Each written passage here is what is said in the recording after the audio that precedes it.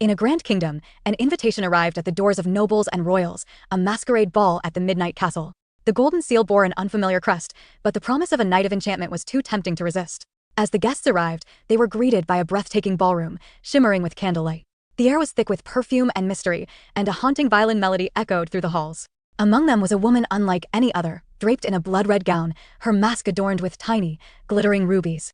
When she stepped in, the entire room seemed to pause. From the shadows, the host watched her, his own face hidden behind a mask of black and gold. He stepped forward, offering his hand. "Shall we dance?" With a knowing smile, she accepted. The music swelled, and they moved across the marble floor, their steps perfectly synchronized, as if they had done this before. But something was wrong. The mirrors on the walls shimmered strangely, reflections distorted, masks flickering between human and something else.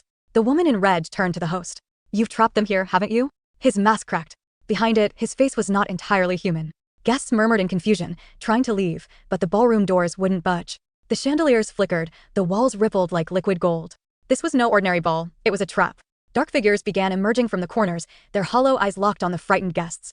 The woman in red removed her mask, revealing eyes that burned like molten gold. "Enough. This illusion ends tonight."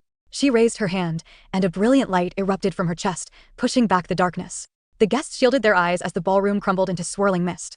When they opened their eyes again, they stood outside, in the ruins of a long-forgotten castle.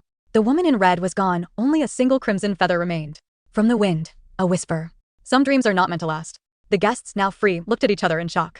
But deep down, they knew they would never forget the Cursed Masquerade.